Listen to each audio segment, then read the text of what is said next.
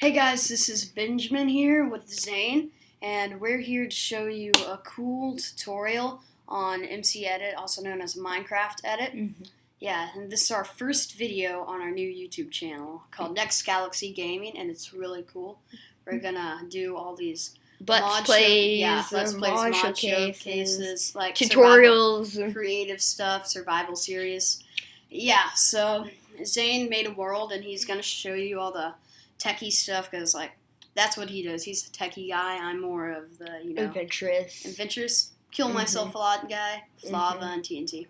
So yeah, I'll let Zane get right to it, cut to the chase, and so.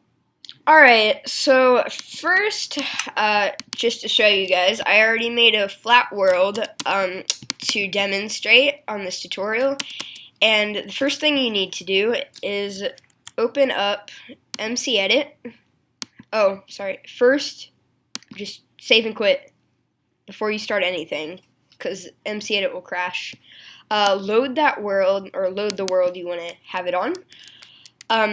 Then, the first tool is the select tool. You can select areas of the ground or air or beneath the ground or whatever you want to.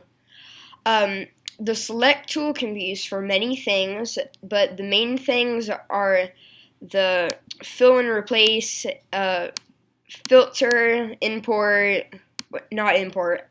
move player, move spawn point, and chunk control. You just select areas with it, on the ground, up in the air, stuff like that. The next thing we have is the brush tool. It's like the plug-in world edit, but this is for a single-player world, not a server. And you can choose your mode, like flood fill, replace, erode, topsoil, and paste. Fill is more of the most simple. The brush you can use, there's a square brush, which looks like this. A diamond brush, which is in the shape of a diamond, kind of like a pyramid. And this brush is the round brush, kind of like more a half circle on land. You can make it, I'm going to choose to do a diamond for demonstration. You can choose to make it hollow once you set it down. So click on the area you want it to be in. It'll copy. There you go. You can choose if you want it to be hollow, length, width, and height, and like what material you want it to be out of. So if I want a water pyramid, then here we go, and etc. Line spacing between lines and stuff like that. Okay, next we have the clone tool, which instead of using this, if you're more into being advanced, then use this tool. I'm not going to get into it today because it's hard, or it's a lot harder than it looks like. Yeah. So we'll have another tutorial posted soon on it, just about that. But the very simple way of doing it is to use your select tool. Just select the area you want to copy, and for a Mac, press Command-C, and for a Windows, press Control-C. Just like you're copying a random words. Alright, so here it'll appear in the corner. You can save it as a schematic if you'd like to. Upload it places like that. But you can click on it, and then there you go. There's what you selected. Alright. And then we have the fill and replace tool. So we select an area first, then go to fill and replace, and we can fill it in with any block we want to. Let's say fire, which will be very laggy. We could do like maybe a redstone lamp that's powered. Sure. Anything, just hit OK, and there's your product right there, all the bunch of redstone lamps. Then we have the filter tool. You can download a bunch of filters off the internet, and the one I'm going to show you today is the player statue. I'll have the download link for this in the description, but for this, you just enter the person's username, but first you have to select an area.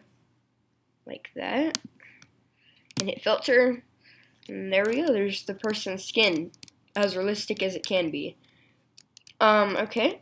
And then one thing I did forget to mention was use your mouse and scroll up and down if you want to change the way you're looking side to side. Alright, next is the import tool. You can import the schematics that you download or make yourself, like builds for you. And you don't have to worry about using the select tool for this because it's already selected for you. So for this example, I'm going to use the redstone lighthouse. Right, there we go. And just like that, it's imported. Make sure to click import once you're done. Like if I wanted the airship, click right here, this import button. Right there. And if you just switch, then it won't import. Alright, next we have the Move Player button. You can go to the player's view, the current view when they left the game. You can see exactly where he's looking. You can move the player wherever you choose to with your mouse. Or you can align the player to exactly where you're looking. So if you're standing over here, he's right on top of you, looking the direction you were. Alright, that's that, and now we're going to move on to the spawn point. You can go to the spawn that the player currently has, or you can set a new one. This automatically appears when you select the tool. Just select it. This will appear. Just select Fix It for me, and then the block will be added right there. Alright, the next thing we have is chunk control, and this is another complex tool, so I might have another tutorial for this, but basically it's just editing a bunch of chunks, creating chunks, deleting, extract, etc. like that, extract them into files. But that's pretty much it. So once you're done and you're happy, click save, or you can do Command S for a Mac and Control S if you're on a Windows. But make sure not to do too many things at once because Minecraft will crash if you do too many things in MCEdit. Alright, next you want to select MCEdit and go to close because Minecraft will crash, and do just close MCEdit completely. And then back into Minecraft, select the world that you edited, and then now you can see here's my big redstone lamp lit tower, which is pretty cool. It's melting away the snow there. Here's my big stone temple diamond statue. There's my player statue, and then my redstone lighthouse. That's really cool because it blinks. And yeah, that's pretty much it. I hope you enjoyed this tutorial. And please make sure to like and subscribe and share with your friends if you'd like to see more. Since this is our first video, we'll get better. Yeah, we'll probably, this probably sounds awkward talking to you guys through camera. It's just our first time doing it, so don't worry, we'll get better. And yeah, it's going to be a whole lot of fun. Yeah. A new journey, so. Alright, well, thanks for watching, and